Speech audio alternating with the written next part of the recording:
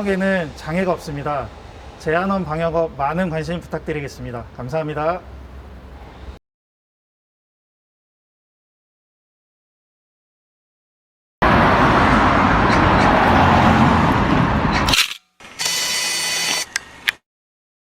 한동훈 국민의힘 비대위원장이 22대 국회의원 선거 공식 선거운동이 시작된 이후 처음으로 2.15 청주 성안길을 찾아 자당의 청주권 후보들 지원 유세에 나섰습니다.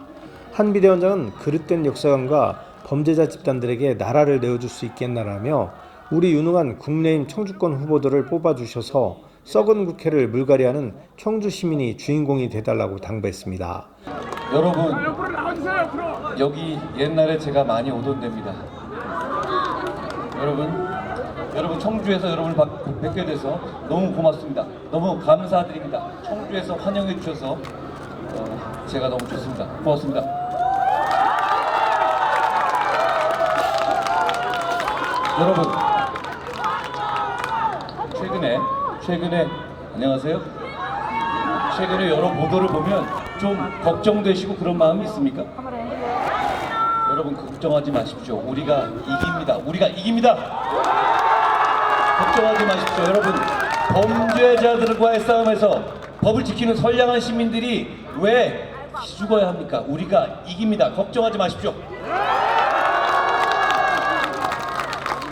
여러분, 저희가 여러분의 눈높이에 맞추지 못하는 부분도 있었을 겁니다. 그렇지만 저희는 여러분이 지적하시면 바로바로 반응하고 있지 않습니까? 바로바로 모든 말씀하셔도 제가 어떻게든 그걸 반영하고 여당이나 정부에게 만족하지 못하시면 그걸 어떻게든 고치려고 하고 있지 않습니까? 우리 국민의힘은 바뀌었습니다. 앞으로도 그럴 겁니다. 여러분과 계속 소통하고 여러분의 눈치만 보는 정치를 할 겁니다. 그런데 더불어민주당 어떻습니까? 조국당 어떻습니까? 그 사람들은 여러분들의 마음을 전혀 신경 쓰지 않습니다. 여러분, 최근에 아주 오랫동안 기간 동안 김준혁, 양문석, 박은정 이 세 사람에 대해서 국민들이 공분하고 계십니다. 그렇죠? 청주, 서울, 제주 어디를 가더라도 아니 이분들을 왜 그대로 놔두는지에 대해서 국민들께서 이해를 못하십니다. 그렇지만 저 사람들은 신경 쓰지 않습니다. 저 사람들은 여러분을 섬기려는 정치를 할 생각이 없습니다. 여러분들을 지배하는 정치를 하려는 겁니다. 우리는 여러분이 두렵습니다. 우리는 여러분의 눈치를 볼 겁니다. 우리는 여러분이 표정만 바뀌셔도 잠이 안 옵니다. 우리는 여러분의 눈치를 보는 여러분을 두려워하는 여러분을 섬기는 정치를 할 겁니다. 우리 5명 모두 마찬가지입니다.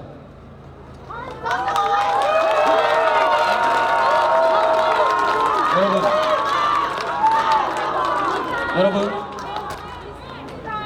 김준혁이란 분이 정말 입에 담을 수도 없는 막말을 막 쏟아냈습니다. 그런데 그분은 그냥 술자리에서 말 전하고 이런 게 아니라 그분 스스로 역사학자란 이름으로 그런 얘기를 하고 있는 겁니다. 김준혁이 얘기하고 있는 역사관, 김준혁이 얘기하고 있는 여성 혐오는 더불어민주당을 대표하는 겁니다. 이재명 대표를 대표하는 겁니다. 그렇기 때문에 더더욱 문제인 겁니다. 김준혁을 취소하지 않는다는 건 더불어민주당 그런 정치 하겠다는 겁니다. 여러분, 제가 좀 읊어보겠습니다. 읊어봐도 될까요? 기분 나쁘지 않으시겠습니까? 박정희 대통령이 초등생이나 위안부와 성관계를 했을 수 있다. 이게 말이 됩니까? 이대생들이 성상납을 했다. 말이 되는 소리예요? 6.25 때 우리를 도와준 사람들한테 고맙다고 하면 사대주의다. 말이 되는 소리입니까? 이걸 역사관이라고 방송에 나와서 얘기한 겁니다.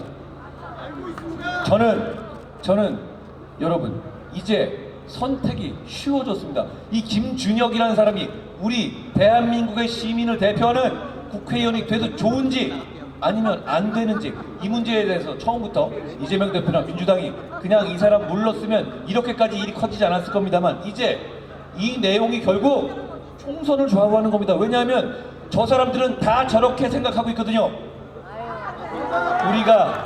우리가 이겨야 합니다. 여러분, 저런 사람들이 여러분을 대표하게 두실 겁니까?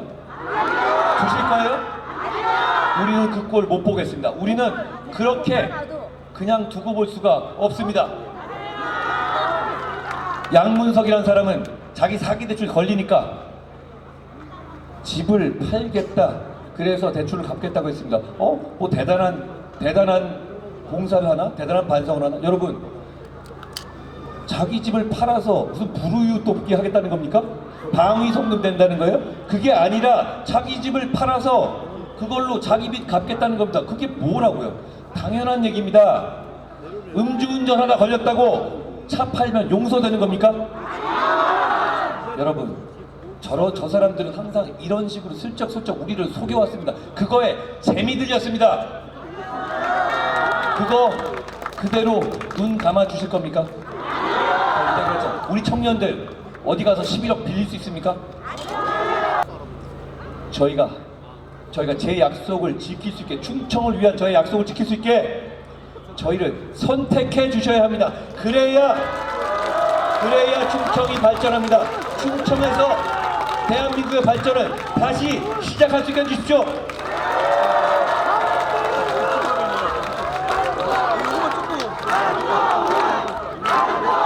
여러분,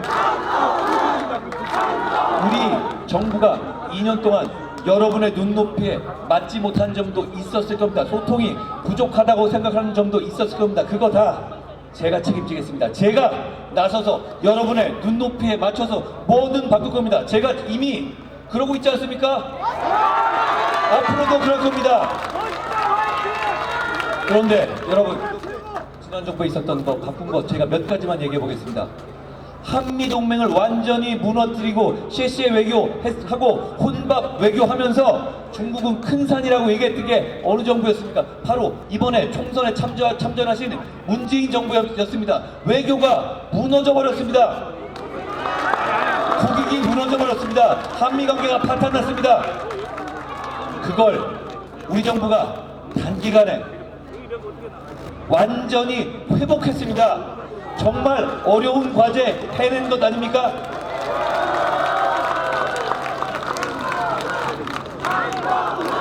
우리나라의 원전 기술은 세계 최고입니다. 세계 최고였습니다. 그 원전을 태양광 이런 거 한답시고, 태양광 할 수는 있습니다. 그렇지만 그런 걸 덮어버리다시피고 원전 생태계를 완전히 죽여버렸습니다. 그걸 되살리는 거 정말 어려운 과제였습니다. 그렇지만 우리가 해내지 않았습니까? 다시 우리 원전 선진국으로 되돌아왔습니다. 화물노조 파업 이런 거 하면 우리 정부 그 예전부터는 그냥 대충 좋은 게 좋은 거다 비위 맞춰주고 타협하고 끝내왔습니다. 우리 정부 그렇게 했습니까? 원칙을 지켰습니다. 원칙을 지키는 선례, 법을 지키자는 선례를 만들었습니다. 건설 현장의 노조 폭행, 건설 현장의 노조 활동을 빙자한 폭행, 폭력, 건폭 막았습니다. 이제 없지 않습니까? 그 추진력, 저는 저희가 열심히 일했다고 생각합니다. 물론 부족한 점이 있습니다만 이거 다시 지금 새로 나오신 문재인 정부 시절로 되돌릴 겁니까? 정말 되돌릴 겁니까? 이번 선거가 그런 정책적인 문제만 끝나면 이렇게 심각한 문제가 아닙니다. 그렇지만 저 사람들이 200석을 얘기하고 있습니다. 그렇죠? 200석이 그냥 대통령을 탄핵하겠다 이걸로 끝나는 겁니까? 그게 아닙니다. 대한민국의 헌법을 바꾸겠다는 겁니다. 대한민국의 헌법의 기본 질서는 뭡니까?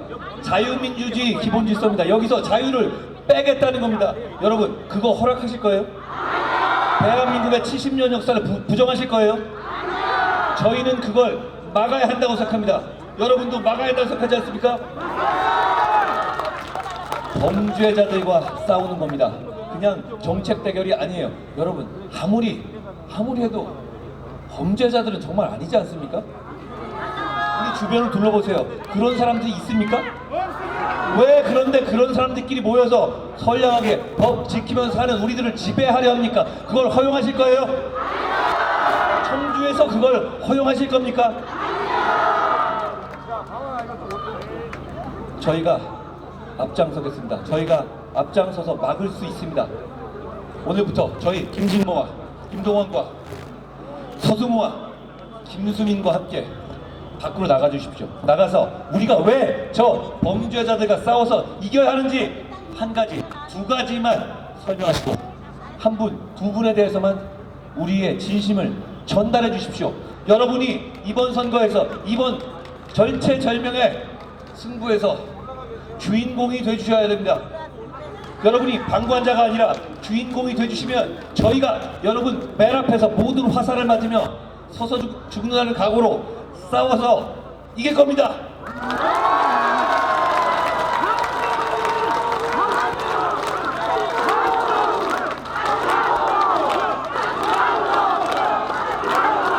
한 비대위원장은 국회를 온전히 세종시로 옮겨 충청권을 진정으로 대한민국의 정치 행정의 중심지로 만들어 지역 발전을 견인하겠다고 약속했습니다. 저는 이 국민의힘은 며칠 전에 여의도 정치의 끝을 선언했습니다. 4월 11일 여의도 정치를 끝내는 날로 선포했습니다. 여의도 국회를 완전히 충청의 세종으로 옮겨서 정치를 개혁하고 서울의 개발 제한을 풀고 무엇보다 충청권을 정치의 중심으로, 진짜 중심으로 다시 태어나게 하겠다는 저희의 약속입니다.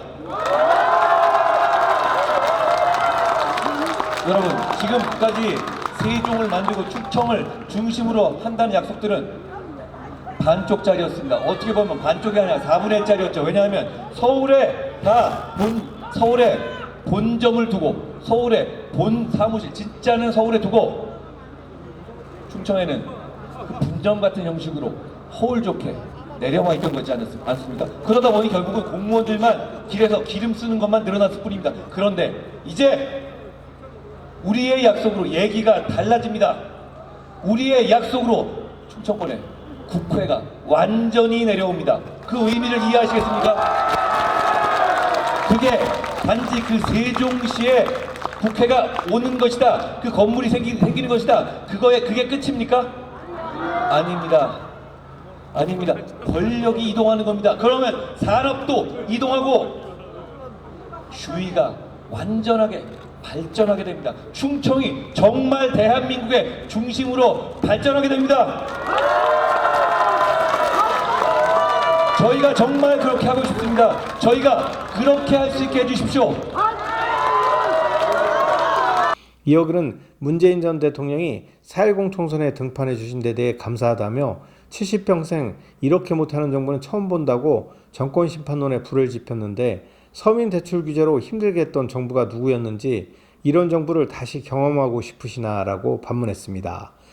그 사람들은 그랬습니다. 여러분, 오늘 문재인 전 대통령이 총선에 참전하겠다고 나섰습니다.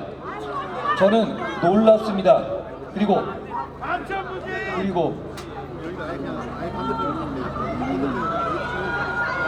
여러분, 그리고 70년을 자기가 살았지만 이렇게 나쁜 정부를 처음 봤다는 뉴트로 얘기했습니다. 무슨 얘기입니까? 자기가 정치한 5년이 정말 최악 아니었습니까? 그게 정말 최악이었기 때문에 우리가 이렇게 어렵게 정권 교체한 거 아닙니까? 그때로 돌아가실 겁니까? 제가 양문석 얘기했죠. 양문석 씨 당시 방송에 출연해서 이렇게 말했습니다. 부동산 가격 잡기 위해서 금융을 조일 거라고. 맞습니다. 여러분 기억나십니까? 우리 대출 못 받겠다는 거 기억나십니까? 문재인 정부가 우리 대출을 못 받게 했었죠? 그렇게 해놓고 자기는 그렇게 뒷구멍으로 자기 대학생 딸한테 사업자 위조해서 11억 받아서 강남에 아파트 산 겁니다. 이 사람들은 늘 그런 식입니다. 그래놓고 나와서 이러고 있습니다. 여러분, 이거 아십니까? 그때 그 문재인 정부의 대출 막는 정책, 그게 서민들을 위한 정책이었습니까? 지나고 보면 그랬습니까? 아니요! 현금 부자들만, 대출 끼지 않아도 살 수 있는 현금 부자들만 집 살 수 있는 정책이었습니다. 부동산 가격이 잡혔습니까? 그 악몽이 기억나십니까? 그때로 돌아가시렵니까?